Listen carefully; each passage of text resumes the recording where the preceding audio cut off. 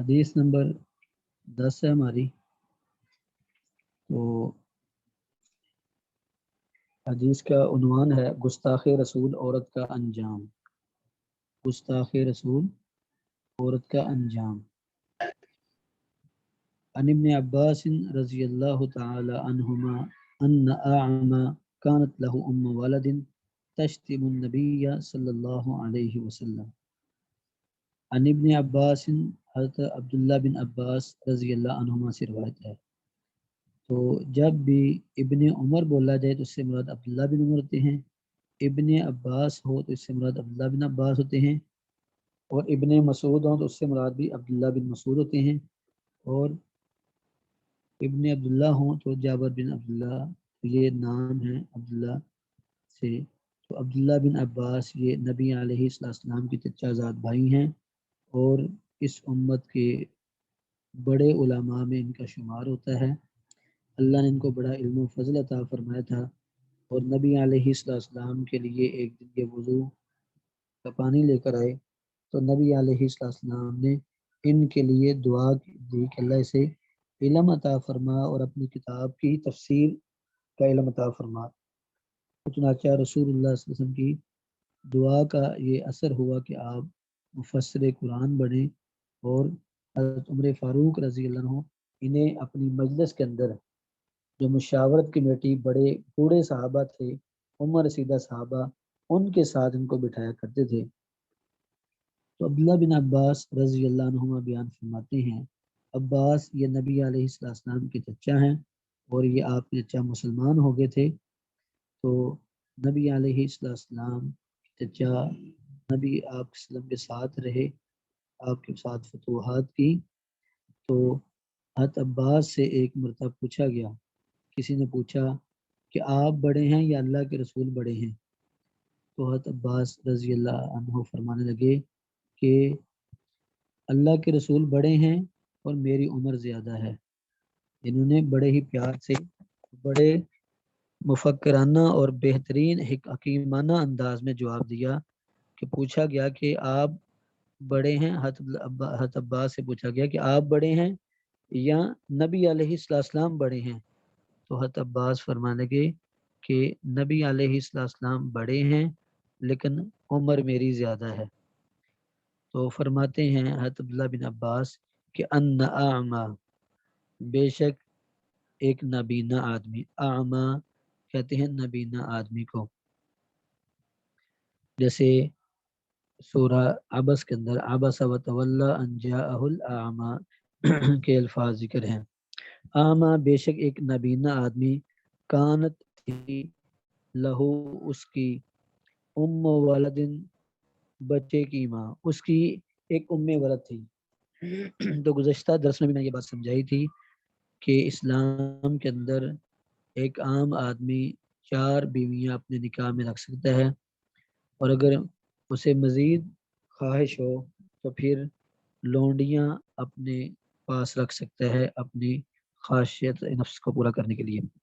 تو لونڈی ہے اس سے نکاح نہیں ہوتا، وہ انسان کے مال کی طرح ہی ہوتی ہے، اسے بیچا، اسے تحفے میں بھی دیا جا سکتا ہے، اس میں وراثت بھی جاری ہوتی ہے. لیکن لونڈی کی ایک کیفیت ہوتی ہے ام ولد. ام ولد کا مطلب یہ ہوتا ہے کہ اگر بندے نے کوئی لونڈی اپنے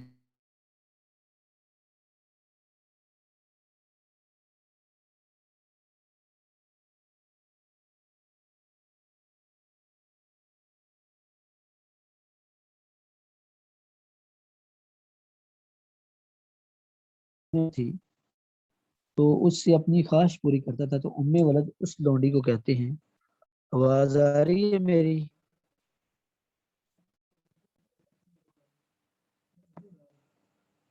تو اس کی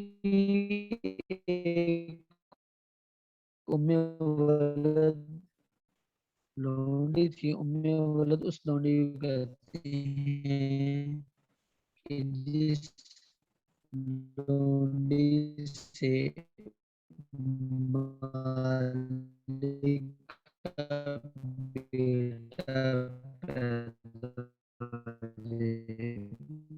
اولاد پیدا ہو جائے. نہیں شیخ صاحب آپ کی آواز کلیئر نہیں آ رہی, آپ پیچھے سے ریپیٹ کر دیں.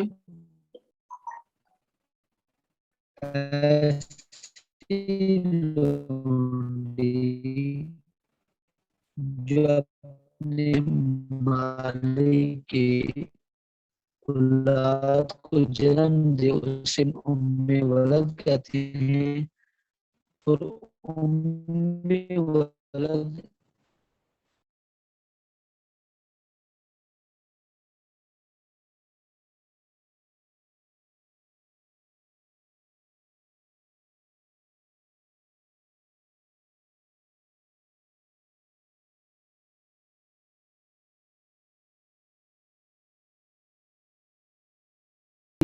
کہتے ہیں جو اپنے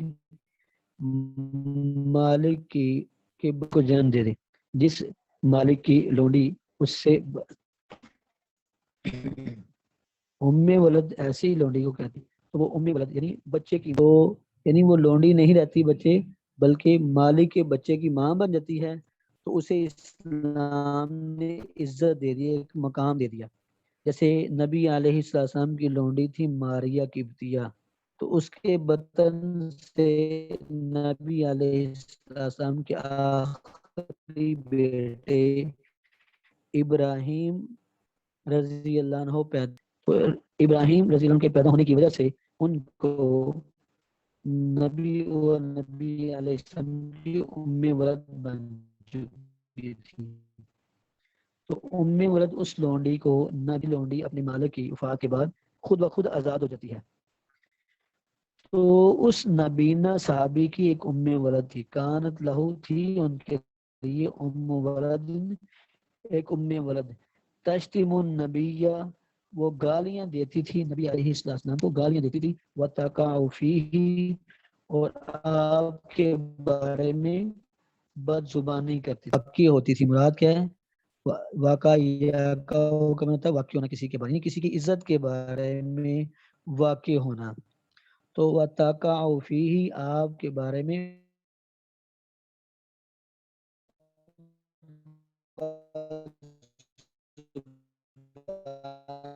نہیں کرتی تھی.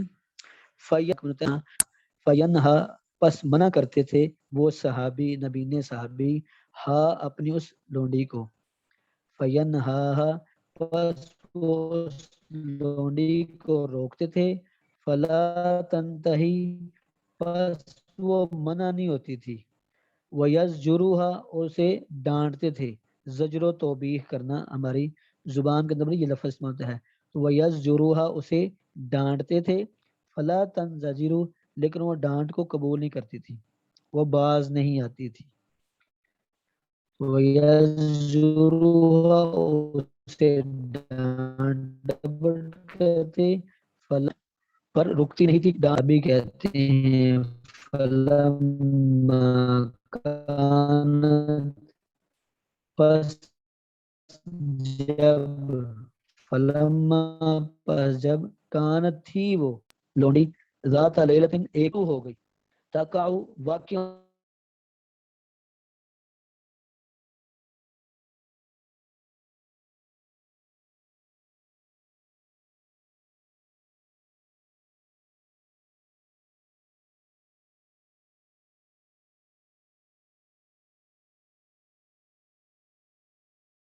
ماں پس تھی جب, کانت تھی وہ عورت, ذات لیلۃ ایک رات,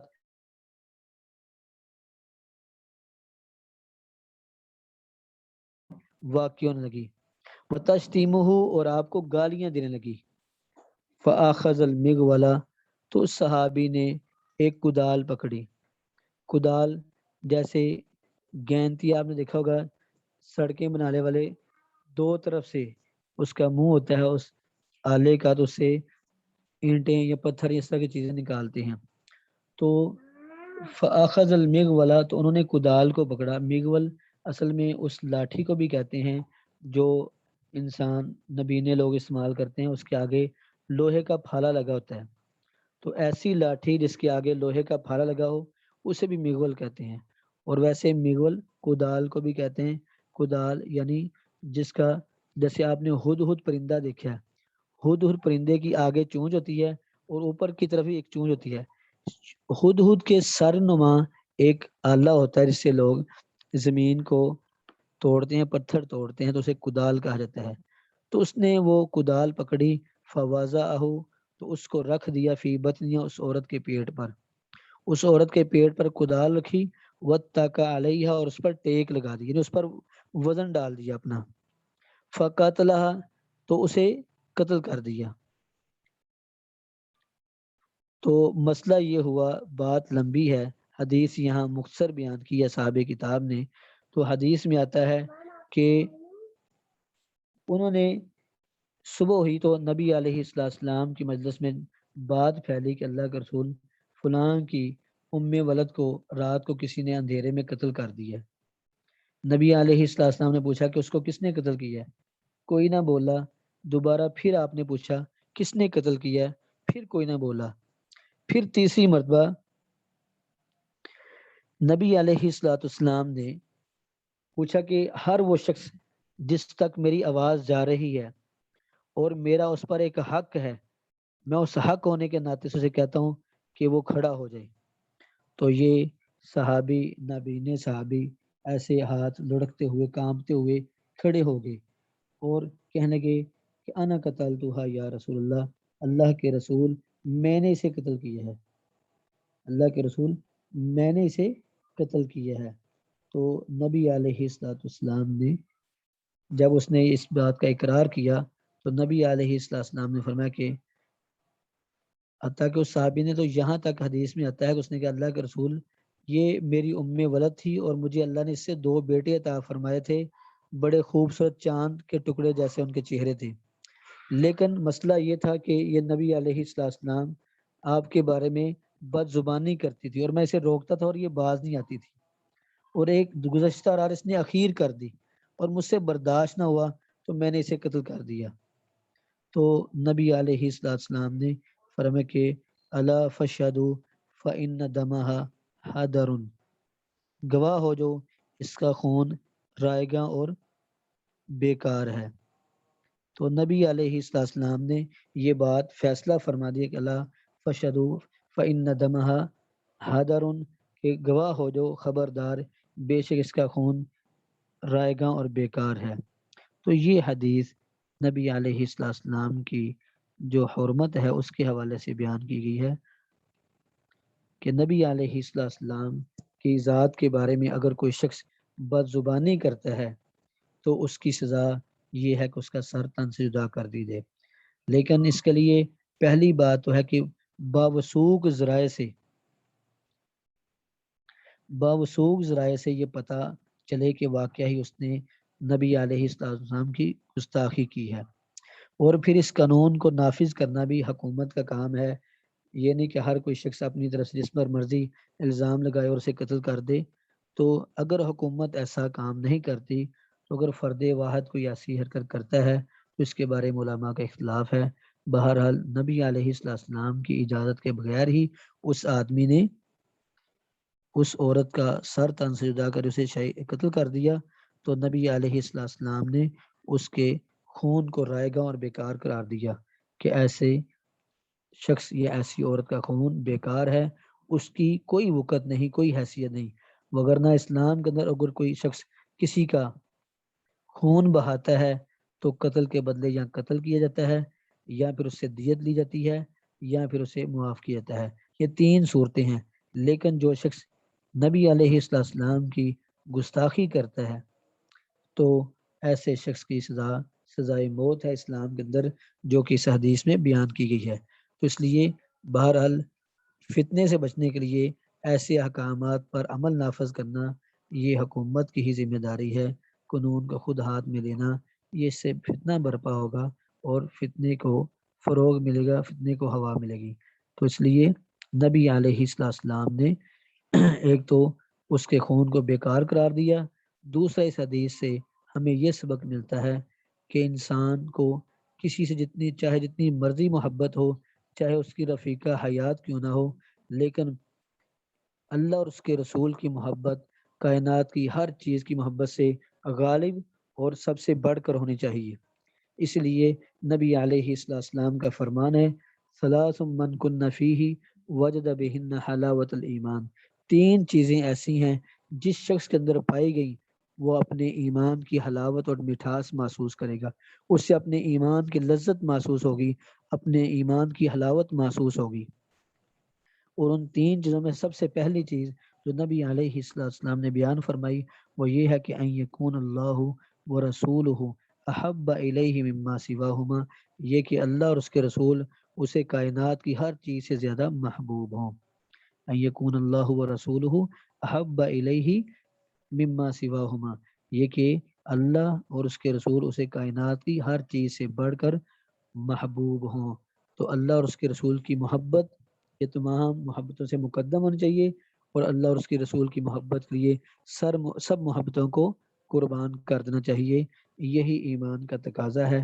حتیٰ کہ نبی علیہ السلام کہ والذی نفسی بیدی لا یؤمن احدکم حتی اکون احب الیہ من والدہ وولدہ والناس اجمعین، تم میں سے اتنی دیر تک قسم اس ذات کی جس کے ہاتھ میں میری جان ہے، تم میں سے کوئی شخص اتنی دیر تک مومن نہیں ہو سکتا حتیٰ کہ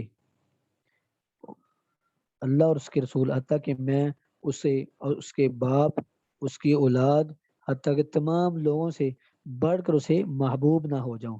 تو کائنات کی ہر چیز سے بڑھ کر جو اللہ اور اس کے رسول کی محبت رکھے گا مقدم، تو یہی محبت اسے فائدہ دے گی۔ حتیٰ کہ یحییٰ بن معاذ العدوی رحمۃ اللہ علیہ فرماتے ہیں اللہ قدر حبک للہ یحبک الخلق، تم جتنی اللہ سے محبت زیادہ کرو گے اتنی ہی اللہ کی مخلوق تم سے محبت کرے گی، جتنی تمہاری اللہ سے محبت کی مقدار ہوگی اتنی مقدار میں ہی مخلوق کے دل میں اللہ تیری محبت پیدا کر دے گا۔ اور آگے فرماتے ہیں وَعَلَىٰ قَدْرِ خَوْفِكَ مِنَ اللَّهِ يَهَابُكَ الْخَلْقِ، اور جتنا تمہارے دل میں سب سے بڑھ کر اللہ کا خوف ہوگا اتنا ہی مخلوق کے دل میں اللہ تمہارا خوف پیدا فرما دے گا۔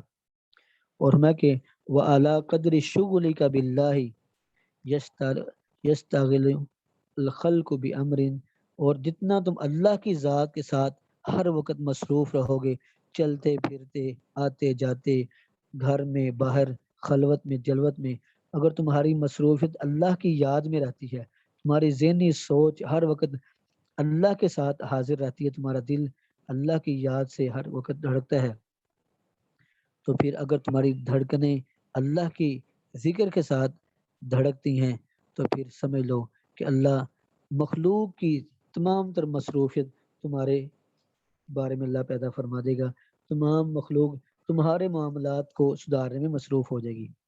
تو آج ہم میں سے ہر شخص کو یہ جائزہ لینا چاہیے کہ وہ کس قدر اللہ اور اس کے رسول سے محبت کرتا ہے۔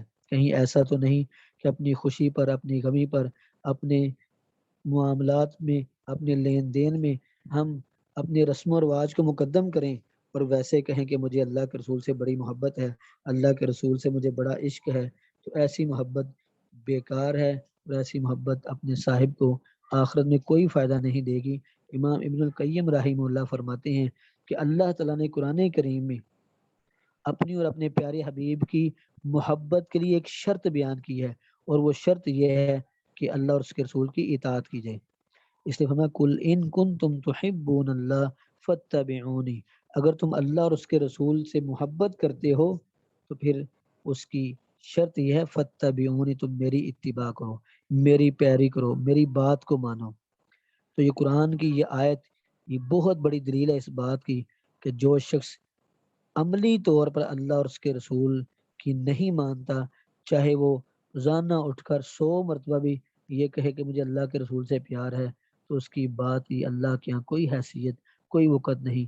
اسی لیے نبی علیہ السلام کے صحابہ نے جو محبت کر کے دکھائی تھی وہ آپ کے قول فعل، آپ کی ایک ایک نقل و حرکت کو اپنے سینے سے لگایا۔ حتیٰ کہ ایک صحابی کے بارے میں آتا ہے کہ ان کی قمیض کا سب سے اوپر والا بٹن کھلا رہتا تھا، تو کسی پوچھنے والے نے ان سے پوچھا کہ آپ یہ بٹن کیوں کھلا رکھتے ہیں؟ تو کہنے لگے میں اور میرا بیٹا نبی علیہ السلام کی مجلس میں حاضر ہوئے تھے، تو میں نے دیکھا رسول اللہ صلی اللہ علیہ وسلم کا یہ اوپر والا بٹن کھلا ہوا تھا، تو اس کے بعد میں نے ہمیشہ اپنی قمیض کا بٹن کھلا ہی رکھا ہے۔ تو کیسی ان کی محبت تھی! اگر ویسی محبت ہم اپنے دلوں میں اپنے عمل میں پیدا کریں گے تو ہمارے لیے نجات ہوگی، وگرنہ چاہے ہزار دعوے کر لیں، ایسی محبت اللہ کے ہاں کوئی قابل اعتبار نہیں اور نہ ہی اپنے صاحب کو کوئی نفع دینے والی ہے۔ تو اللہ ہمیں اپنے اور اپنے پیارے حبیب، اپنی ذات سے اور اپنے پیارے حبیب کے سے خالصاً کائنات کی ہر چیز سے بڑھ کر محبت کرنے کی اور ان کی اطاعت اور فرمان برداری کرنے کی توفیق عطا فرمائے۔ کسی بہن کا کوئی سوال ہو تو پوچھ سکتے ہیں۔